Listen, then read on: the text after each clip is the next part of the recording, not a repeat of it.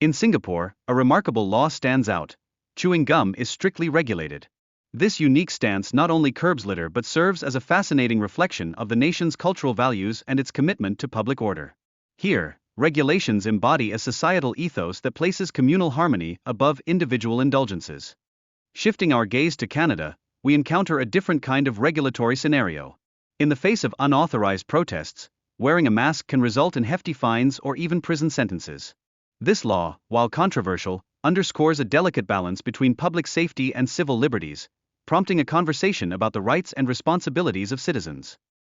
Venturing to Norway, we discover an extraordinary law that prohibits dyeing in a specific town, driven by a concern for public health and virus preservation. The rationale is as compelling as it is unusual, highlighting how environmental considerations can shape legislation in unexpected ways. This town, intriguingly, has no active cemetery.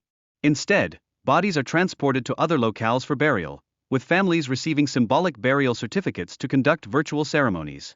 Such measures reflect not just adherence to the law, but a deeper cultural sensitivity towards mourning and remembrance.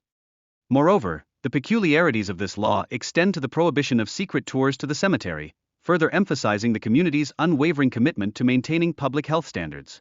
In cases of mass disasters, designated rituals even allow for the burials at sea, showcasing a unique and practical approach to an inevitable aspect of life, death.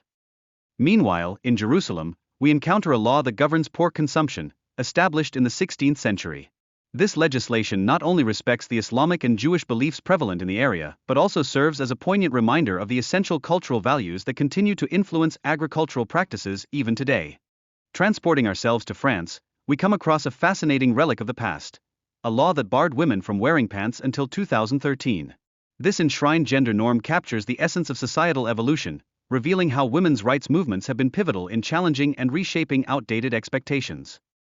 As we journey to Germany, we find a Sunday shopping ban deeply rooted in medieval traditions designed to preserve family togetherness. This law, fiercely supported by labor unions, acts as a lens through which we can observe the enduring impact of historical regulations on contemporary work-life balance.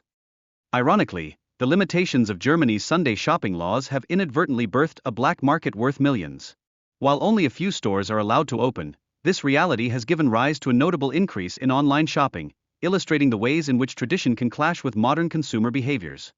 Turning to Switzerland, we observe an impressive commitment to animal welfare.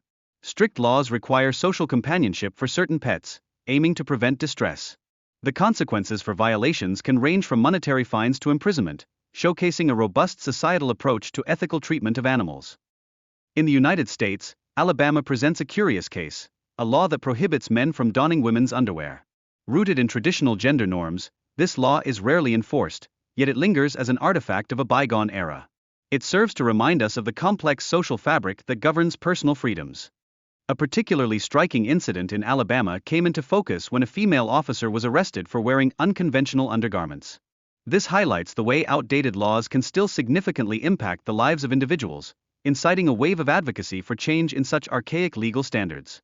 In enchanting Italy, a unique prohibition against feeding pigeons in Venice aims to preserve the historical architecture from damage. This law exemplifies the delicate balance between nurturing tourism and safeguarding the rich cultural heritage that defines the city. On a similar note, in Thailand, regulations against inappropriate attire while driving reflect a society deeply rooted in cultural norms that prioritize public decorum. However, enforcement of these laws is often inconsistent, unveiling a fascinating tension between tradition and individual freedoms. Intriguingly, Thailand's dress code regulations allow for some leeway regarding traditional clothing and even provide shirts to tourists who unwittingly breach the dress code. This approach showcases a blend of understanding and adaptability in the face of cultural expectations. Furthermore, the integration of technology into law enforcement is evidenced by the use of drones to monitor compliance with such legal codes, illuminating a new frontier where tradition meets modernity in the realm of regulation. Finally, we encounter the unprecedented law against dyeing in Longyearbyen, a small town with its own set of environmental challenges. This regulation speaks volumes about how local circumstances can inspire unique legislative measures aimed purely at safeguarding public health. In this intricate tapestry of laws across the globe, we see not just rules and regulations, but reflections of cultural values and societal norms. Each law tells a story, shaping the fabric of communities and influencing the lives of individuals in profound ways.